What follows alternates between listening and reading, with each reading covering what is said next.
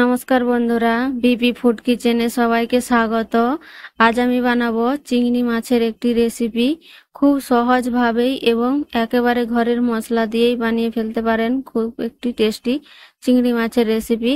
তো পুরো ভিডিওটা দেখার অনুরোধ রইল। ভালো লাগলে প্লিজ লাইক এবং চ্যানেলটিকে সাবস্ক্রাইব করবেন, কমেন্ট করে জানাবেন। তো সবার প্রথমে এখানে নিয়ে নিয়েছি চিংড়ি মাছ। চিংড়ি মাছগুলোকে ভালো করে ধুয়ে পরিষ্কার করে নিয়েছি। তারপর সামান্য পরিমাণে লবণ আর দিচ্ছি হলুদের গুঁড়ো দিয়ে এটাকে ভালো করে মেখে নিয়ে কিছুক্ষণের জন্য রেখে দেব।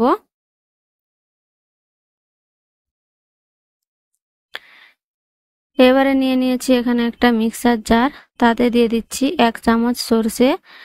এখানে কালো সরষেও নিয়ে নিতে পারেন, আমি এখানে সাদা সরষে নিয়েছি। এবারে দিয়ে দিচ্ছি কয়েকটা কাজু বাদাম আর দিচ্ছি 3 চামচ মতো টক দই।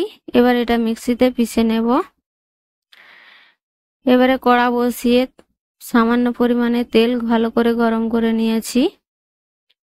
তেলটা ভালো করে গরম হলে এবারে দিয়ে দিচ্ছি মাছগুলোকে ভালো করে নেড়ে চেড়ে ভেজে নেব। এগুলোকে বেশিক্ষণ ভাজার দরকার নেই, সামান্য একটুখানি ভেজেই কিন্তু আমি তুলে নেব। বেশি ভাজলে এগুলো শক্ত হয়ে যাবে, তখন খেতে কিন্তু ভালো লাগবে না।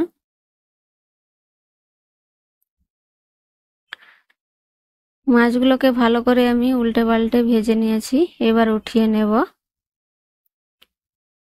ওই কড়াতেই দিয়ে দিচ্ছি সামান্য পরিমাণে সরষের তেল।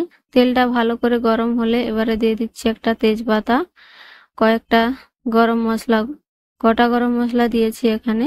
এবারে দিয়ে দেবো এখানে পেঁয়াজ বাটা। পেঁয়াজ বাটাটাকে ভালো করে আমি ভেজে নেব। পেঁয়াজ বাটা ভালো করে ভাজা হয়ে গিয়েছে। এবারে দিয়ে দিচ্ছি এখানে আদা রসুন বাটা। আদা রসুন বাটাটাকেও ভালো করে আমি এখানে ভেজে নিচ্ছি।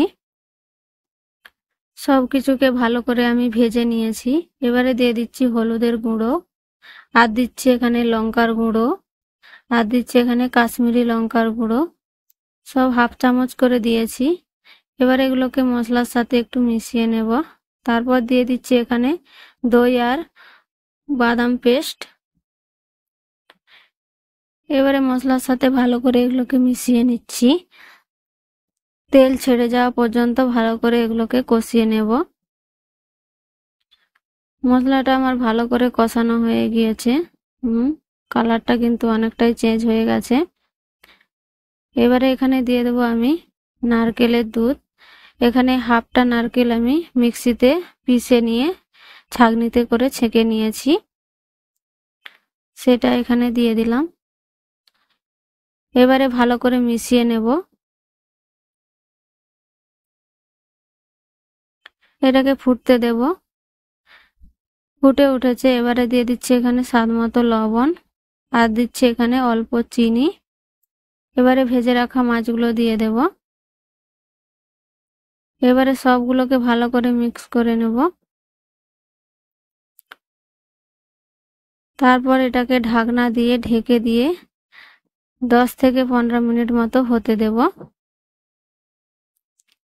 10-15 মিনিট মতো আমার রান্না করা হয়ে গিয়েছে। মিডিয়াম ফ্লেমে এটাকে ভালো করে আমি রান্না করে নিয়েছি। গ্রেভিটা আমি এখানে এরকমই রাখবো, তার জন্য আমি এবারে এটাকে বন্ধ করে দিচ্ছি। আপনারা চাইলে আরো একটু গ্রেভি এখানে কম করে দিতে পারেন। দেখুন কত সুন্দর হয়েছে। আপনারাও কিন্তু খুব সহজে এইভাবে বানিয়ে নিতে পারেন। ভিডিওটি ভালো লাগলে প্লিজ লাইক এবং চ্যানেলটিকে সাবস্ক্রাইব করে পাশে থাকবেন।